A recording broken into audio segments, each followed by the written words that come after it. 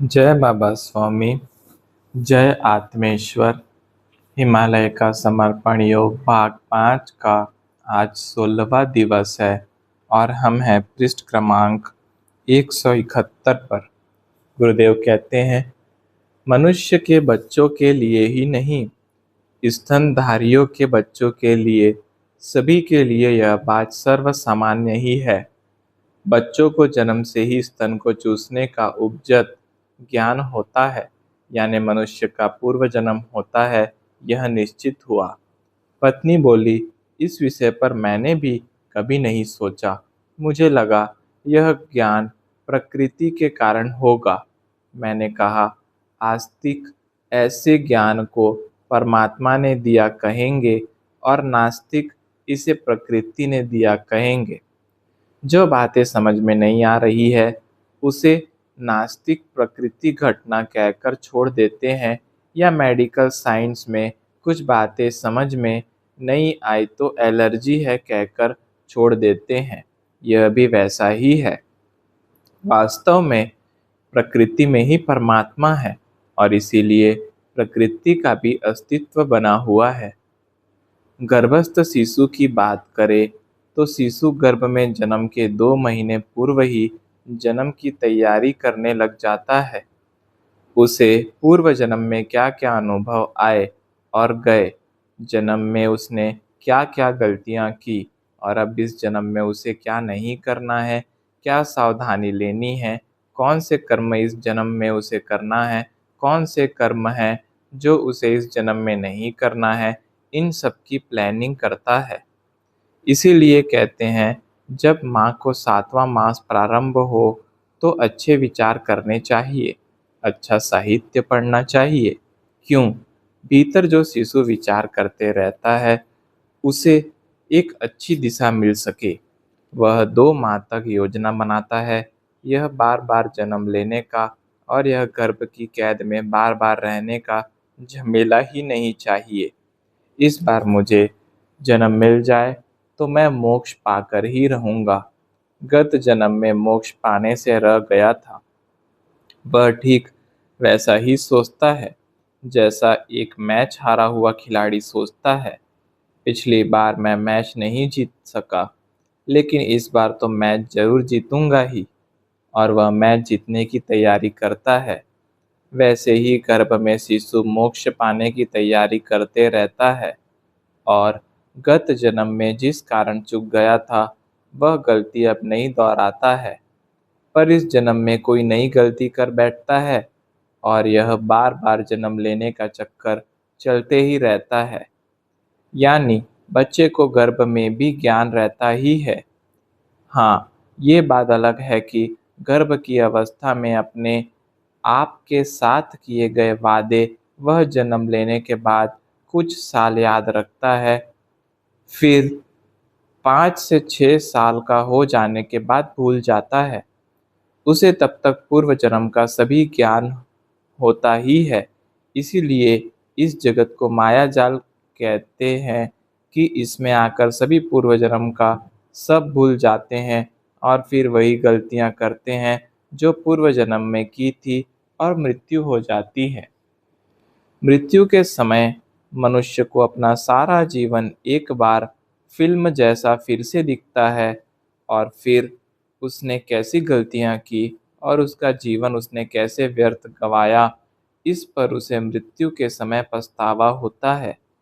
और उस समय शरीर भी साथ नहीं देता, वह केवल पछतावा करके दुख ही प्राप्त कर सकता है और बाद में मनुष्य की मृत्यु हो जाती है। मनुष्य अपने जीवन में रोजमर्रा की बातों को अधिक महत्व देता है और मोक्ष उसे अनावश्यक विषय लगता है, और जो वैरागी होते हैं उन्हें मोक्ष ही सब कुछ लगता है, बाकी सारी सांसारिक बातें बेकार लगती हैं। सोचने की ऐसी 2 प्रकार की विचारधाराएं होती है। उम्र बढ़ने के साथ ही मृत्यु पास नजर आने लग जाती है। शरीर के विभाग भी एक एक करके बंद होना प्रारंभ हो जाते हैं। तब फिर मनुष्य मोक्ष के विषय पर सोचना प्रारंभ करता है। फिर मोक्ष पाने के लिए उपाय भी जाने अनजाने में करने लग जाता है। ताकि मर जाने पर उसे मोक्ष ही मिले। यहाँ भी मनुष्य गलती करता है। आज तक किसी को भी मर जाने के बाद मोक्ष नहीं मिला है। मृत्यु हो जाने पर सभी को अगले जन्म की तैयारी में लग जाना होता है और वे अपने बाप की खोज प्रारंभ करते हैं और फिर बाप के माध्यम से माँ के भीतर पहुँचते हैं, गर्भ में पहुँचते हैं। एक छोटा सा कण बुलबुला बनता है और बुलबुले का आकार शिशु का रूप धारण करता है और यह जीवन चक्र चलते ही रहता है। मोक्ष ध्यान की एक उच्च अवस्था है जो मनुष्य को अपने जीवन काल में ही प्राप्त करना होती है और ध्यान करने के लिए मनुष्य को शरीर चाहिए, यानी बिना शरीर के कभी मोक्ष नहीं मिल सकता है। वास्तव में ध्यान करते करते ऐसी स्थिति को प्राप्त करना होता है कि शरीर में है पर शरीर के दोषों से परे है। यह अवस्था मुक्त की अवस्था कहलाती है। इस मुक्त अवस्था का सतत अभ्यास करना ही ध्यान है और ध्यान से वह मोक्ष की स्थिति भी प्राप्त हो जाती है, जिसे पाने के बाद मनुष्य का दूसरा जन्म ही नहीं होता, क्योंकि नया जन्म लेने के लिए कोई कारण ही नहीं रहता है और इस मोक्ष की स्थिति को पाना केवल और केवल मनुष्य जन्म में ही संभव है। क्योंकि इस मनुष्य योनि में मनुष्य अपने जीवन का कोई लक्ष्य रख सकता है और उस लक्ष्य को रखकर उस ओर प्रयत्न कर सकता है। यह लक्ष्य वाला प्रकार लक्ष्य रखना मनुष्य को छोड़कर किसी योनि में नहीं है। मैंने कई प्राणी और पक्षियों का बड़े करीब से अध्ययन किया है। वे कल का विचार नहीं करते हैं। मैंने उनके द्वारा किए गए विचारों का भी अध्ययन किया है। उन्हें केवल भोजन, भय, निवास, मैथुन और निद्रा के ही विचार आते हैं। इससे अधिक उनके कोई विचार ही नहीं होते हैं। और अगले वर्ष क्या करना है और 5 साल बाद क्या करना है और लड़के की चिंता, लड़की की चिंता, भविष्य की योजना वगैरह कुछ भी नहीं होता है। वे वर्तमान में ही जीते हैं, लेकिन जीवन में आए अनुभवों से वे भी सीखते हैं। मृत्यु का भय उन्हें भी होता है। उन दिनों में मैं एक प्रयोग भी साथ साथ कर रहा था, अपनी आत्मा को देखने का। प्रयोग यह था कि मैं नहा धोकर अपने आप को बेडरूम में बंद कर लेता था और शरीर से कपड़े उतारकर एक आदमकद बड़े आईने के सामने बैठकर अपने ही नाम का जाप करता था। तो एक अलग सी अनुभूति होती थी। प्रयत्न अपने आप को जानने का था। लगातार एक टक अपने को ही देखता रहता था। अपनी आंखें अपनी ही आंखों पर स्थिर रखता था। बाकी शरीर की और ध्यान नहीं देता था। शरीर के कपड़े केवल इसीलिए निकालता था ताकि मेरा आभा मंडल पूर्णतः प्रकट हो सके। कपड़े हमारे आभा मंडल पर प्रभाव डालते हैं, उतना ही आभा मंडल बंधता जाता है। दूसरे जब हमको देखते हैं तो उनके बुरे चित्त का प्रभाव हमारे शरीर पर भी पड़ता है और हमारे पहने हुए कपड़ों पर भी पड़ता है। जिस प्रकार धूल से कपड़े खराब होते हैं ना, ठीक वैसे ही विचारों की धूल भी हमारे आसपास उड़ती ही रहती है। उसका भी प्रभाव हमारे शरीर पर भी पड़ता है और कपड़ों पर भी पड़ता है। इसका ज्ञान हमारे पूर्वजों को भी था, इसीलिए बाहर से आने पर वे स्नान करते थे या हाथ पैर धोते थे और अंतर वस्त्र तक सभी कपड़े बदलते थे।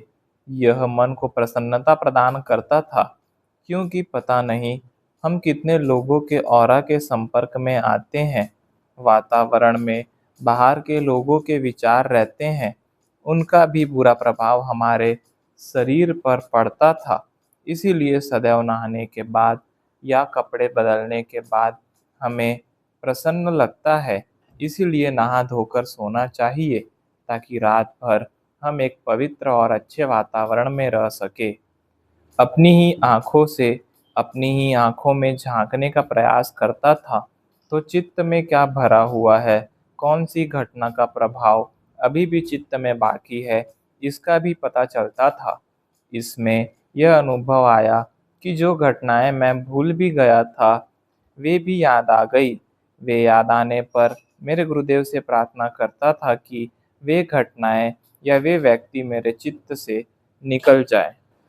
जिस प्रकार से लोग एक बड़े गहरे कुएं को खोद खोद कर नीचे नीचे और नीचे जाकर खोदते हैं और साफ करते हैं, ऐसा ही प्रयोग यह था। चित्त रूपी कुएं में मैं छलांग लगाकर भीतर और भीतर जाकर पुरानी स्मृतियों को बाहर निकाल रहा था। इस प्रयोग में जाना कि हमारा स्वभाव भी ऐसा होता है कि केवल अच्छी ही बातें याद नहीं रहती, बुरी भी बातें याद रहती हैं और चित्त पर बुरी बातों का प्रभाव अधिक होता है। पता नहीं क्यों बुरे व्यक्ति और बुरी घटनाएं बड़ी गहरी पकड़ रखती हैं। जिस प्रकार से एक सफ़ेद वस्त्र पर कोई दाग लग जाए तो वह उभर कर दिखता है, यानी दाग की तीव्रता बहुत अधिक होती है। बुरे व्यक्ति और बुरी घटनाओं की स्थिति बिल्कुल ऐसी ही होती है। अपने चित्त को शुद्ध करने के लिए ऐसी घटनाओं को और ऐसे व्यक्तियों को चित्त में से चुनकर निकालना होता है।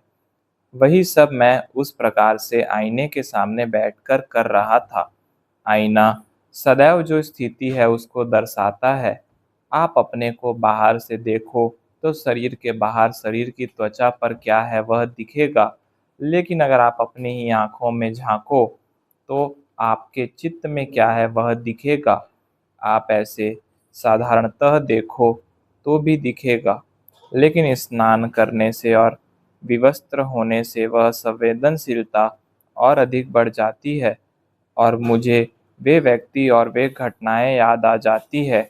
मैं समझ रहा था कि मैं भूल गया था, लेकिन वास्तव में भूला नहीं था। वह चित्त में कहीं तो भीतर जमा हो गई थी। मुझे लगता है हम कोई चित्र देखते हैं तो उस चित्र का अच्छा या बुरा प्रभाव हमारे चित्त पर पड़ता ही है।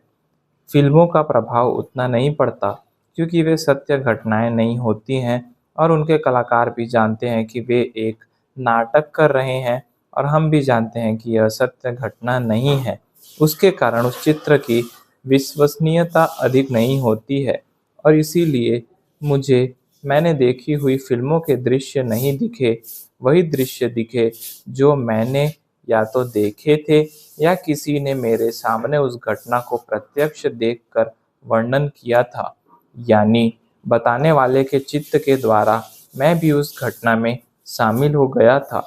दूसरा, जो व्यक्ति आपके चित्त में है उस व्यक्ति के चित्त में आप हो यह आवश्यक नहीं है।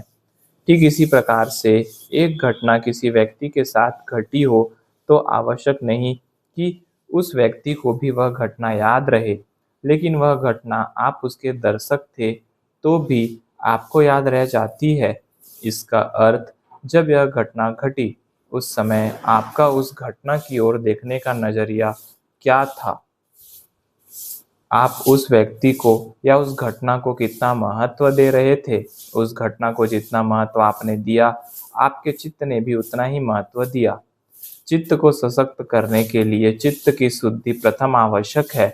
चित्त का स्वभाव है कि वह शुद्ध होने पर स्वयं ही सशक्त हो जाता है, लेकिन हमें उसे रिक्त करना होगा। यह प्रयोग जब हम एक बंद कमरे में करते हैं तो उस कमरे में हमारे अलावा और कोई नहीं होता है, कोई नहीं होना चाहिए। उससे हमारे आभा मंडल को पूर्ण वृद्धिगत होने का अवसर मिलता है। दूसरा, कोई अन्य व्यक्ति वहाँ उपस्थित नहीं होने से हमारे आभा मंडल के किसी और के आभा मंडल से प्रभावित होने का खतरा भी नहीं होता है। उस समय हमारे विचार हमारे ही होते हैं और ऐसे प्रयोग करके अगर आप अपने चित्त को एकदम शुद्ध और पवित्र करते हैं तो आत्मा के दर्शन होंगे ही। ऐसा नहीं कहता, क्योंकि दर्शन होने के लिए एक गहरी आध्यात्मिक स्थिति चाहिए, क्योंकि आत्मा बड़ी सूक्ष्म होती है, उसे देखा नहीं जा सकता, महसूस किया जा सकता है। हाँ, चित्त के संपूर्णता शुद्ध हो जाने पर गुरु शक्तियाँ आपकी आत्मा के माध्यम से आपको भविष्य की योजनाओं के लिए मार्गदर्शन करेंगी। भविष्य में क्या करना चाहिए और क्या करना आवश्यक है, क्या किया जा सकता है। आप अपने जीवन के कई कठिन निर्णय भी ले सकेंगे, क्योंकि आपकी ही आत्मा आपका गुरु बन जाएगी। आपके ही जीवन की कई समस्याओं के हल निकल आएंगे। लेकिन यह सब तभी संभव है जब सर्वप्रथम मैं शरीर नहीं हूँ, मैं एक आत्मा हूँ, यह मानेंगे। मानना सदैव आत्मा का प्रभाव होता है। यह मानना हमारे और आत्मा के संबंधों को बढ़ाता है, और यह मानना ही आत्मा को सशक्त करता है। जैसे जैसे इस प्रयोग से चित्त शुद्ध होता गया, वैसे वैसे चित्त सशक्त भी होता गया और आत्मा को मानने का भाव भी बढ़ता गया। अब आध्यात्मिक प्रगति भी तो इस मानने के भाव पर ही निर्भर करती है। मनुष्य किसी न किसी रूप में परमात्मा को मानता है, लेकिन परमात्मा तो निराकार है, और फिर उस निराकार परमात्मा तक पहुंचने के लिए किसी साकार माध्यम का सहारा लेता है। यानी वह जिसे परमात्मा मान रहा है वह भी माध्यम ही है, लेकिन माध्यम से परमात्मा तक पहुंचने के लिए माध्यम को ही परमात्मा मानना है, क्योंकि ऐसा करने से वह आसानी से परमात्मा तक पहुंच जाता है। यह मानना हमारे आत्मा के भाव को बढ़ाता है। शरीर में बुद्धि सदैव शरीर से जुड़ी होती है और भाव सदैव आत्मा से जुड़ा होता है। इसीलिए भाव प्रधान लोग परमात्मा कहलाते हैं और बुद्धिवादी लोग निसर्ग कहलाते हैं। लेकिन निसर्ग को बनाया किसने? परमात्मा ने ही। लेकिन बुद्धिवादी परमात्मा के अस्तित्व को सीधा स्वीकार नहीं करते। क्यों? ऐसा करने में उनका अहंकार आड़े आता है। इस प्रकार से समाज में भी दो प्रकार के लोग नजर आते हैं, एक बुद्धिवादी और दूसरे भावुक यानी भावना प्रधान लोग। वास्तव में दोनों वर्गों के कुछ लाभ भी है, कुछ हानि भी है। अब जैसे बुद्धिवादी वर्ग के लोग जो होते हैं, उनका धार्मिक शोषण नहीं हो सकता है। धर्म के नाम पर उन्हें ठगा नहीं जा सकता है और न ही धर्म के नाम पर उनका शोषण हो सकता है।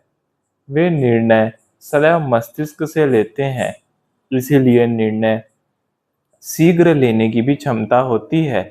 ये ज़्यादा मोह माया में भी नहीं होते हैं, ये व्यवहारिक होते हैं।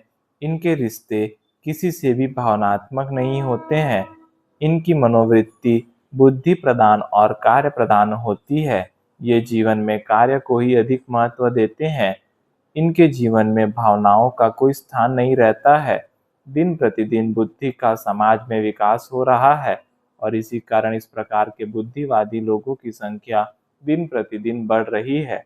ये लोग अपनी सफलता का श्रेय सदैव अपने प्रयत्नों को ही देते हैं और यही कारण है कि इस प्रकार के लोग कुछ वर्षों के बाद अहंकारी हो जाते हैं और इसके फलस्वरूप ये जीवन में किसी का भी नहीं सुनते हैं। सदैव ये सब जगह अपनी ही बात चलाते रहते हैं। इनके स्वभाव में लोच नहीं होता है। इसी कारण ये जीवन में हुआ कोई भी निर्णय जल्दी स्वीकार नहीं करते हैं और कभी जीवन में उनकी इच्छा के बगैर निर्णय आया तो एकदम भड़क जाते हैं और कई बार अपना मानसिक संतुलन भी खो देते हैं। ऐसे मनुष्य अपने कार्य में निपुण होते हैं पर हृदय विहीन होते हैं, भावना विहीन होते हैं। लेकिन जीवन के उत्तरार्ध में एक प्रकार का सूखापन इनके जीवन में आ जाता है, क्योंकि उम्र बढ़ने के साथ बुद्धि भी साथ नहीं देती है और शरीर में लोच न होने से वे टूट सकते हैं, झुक नहीं सकते हैं। दूसरे जो भाववादी लोग होते हैं, ये भावना प्रधान होते हैं। इनके जीवन में भावनाओं को प्रधानता होती है। ये परमात्मा के अस्तित्व को मानते हैं और किसी विशेष माध्यम को भी मानते हैं, लेकिन ये भावनाएं उनकी कमजोरी भी बन जाती हैं। ऐसे लोगों का धर्म के नाम पर आर्थिक शारीरिक शोषण हो सकता है और होता भी है। इनकी भावनाएं बड़े जल्दी आहत हो जाती है। इनके शरीर पर भावनाओं का प्रभुत्व होता है। प्रायः ये सब काम अपनी भावनाओं को ही ध्यान में रखकर करते हैं, इसलिए कई बार कार्य में देरी हो जाती है। इनकी भावनाएं किसी और की देखा देखी जागी होती है। अगर साथ वाले की समाप्त हो गई तो इनकी भी हो जाती है। ये लोग प्रायः किसी को तकलीफ नहीं देते हैं। इनके शरीर में एक प्रकार की लोच निर्माण हो जाती है और इसी कारण वे जीवन में आए प्रत्येक निर्णय को आसानी से स्वीकार कर लेते हैं और किसी भी परिस्थिति में अपने आप को ढाल लेते हैं। इन्हें किसी भी निर्णय पर या किसी भी परिस्थिति पर कोई शिकायत नहीं रहती है। इसीलिए इनमें अहंकार भी कम ही होता है। इनके जीवन में मानना इस भाव की प्रधानता के कारण आत्मा को प्रधानता होती है। ये अपने आत्मबल से, अपनी क्षमता से भी अधिक कार्य कर जाते हैं, क्योंकि ये भाव के कारण एक बड़ी सामूहिक शक्ति के साथ जुड़े होते हैं और इसी कारण इनकी कार्य क्षमता कई बार अत्यधिक विकसित हो जाती है। ये अपने जीवन के उत्तरार्ध में परमात्मा की भक्ति में ही लीन हो जाते हैं और जीवन के उत्तरार्ध की परिस्थितियों को स्वीकार कर लेते हैं। वैसे देखा जाए तो बुद्धिवादी सूर्य नाड़ी वाले होते हैं और भाववादी चंद्र नाड़ी वाले व्यक्ति होते हैं। दोनों के ही अपने लाभ और दोष हैं। वैसे देखा जाए तो ये दोनों प्रकार के मनुष्य जीवन में संतुलित नहीं होते हैं। अब आवश्यकता है ऐसे समाज के निर्माण की जो संतुलित हो। इसके लिए आवश्यक है कि मनुष्य में भाव हो, लेकिन यह दूसरों के कहे अनुसार न हो, अपने स्वयं की अनुभूति के आधार पर हो। क्योंकि भाव अगर अनुभूति और स्वयं के अनुभव के आधार पर होगा तो वह स्थायी होगा, और फिर अनुभूति के आधार पर होगा तो फिर ठगी और धोखाधड़ी की संभावना भी नहीं रहती है। क्योंकि अनुभूति का कोई नाटक नहीं कर सकता है तो इनके धार्मिक शोषण का भी प्रश्न नहीं है। स्वीकार करना मनुष्य को एक प्रकार की शांति प्रदान करता है। सभी निर्णय जो जीवन में आते हैं वे आवश्यक नहीं कि सभी आपकी इच्छा के अनुसार हो। इसीलिए स्वीकार करने का भाव आत्म शांति देता है। जय बाबा स्वामी, जय आत्मेश्वर।